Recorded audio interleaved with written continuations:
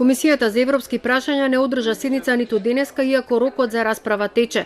Ќе се закаже само доколку се постигне согласност за текстот на Законот за јавно обвинителство. Планот Б и евентуални интервенции во Законот за Совет на јавни обвинители повеќе не е во игра. Се чека компромис за статусот на предметите на СЈО по 30 јуни 2017 година.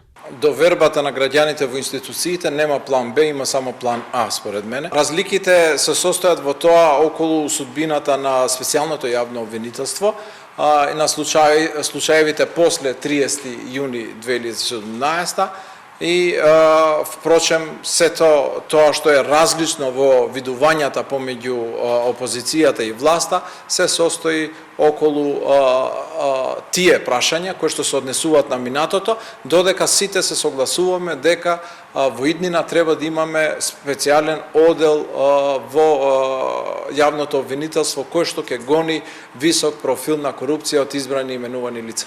Прекината беше и законодавно-правната комисија. Без целосен извештај на Комисијата за европски не може да се води амандманска расправа. Има работи кои во моментот се пеглаат, да се надеваме дека ќе стигнеме до позитивен исход. Од ВМРО-ДПМН велат дека има приближување во одредени области за структурата на новото обвинителство.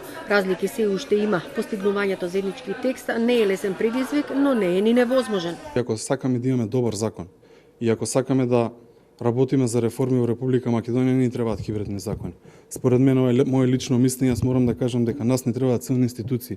Ние законите треба да ги носиме како да ги напредиме институциите, а не да гледаме како да направиме политички некои задни намери, како што го прави тоа СДСМ, кои ни кажуваат дека ако не поминува на овој или на оној начин, они имале план Б.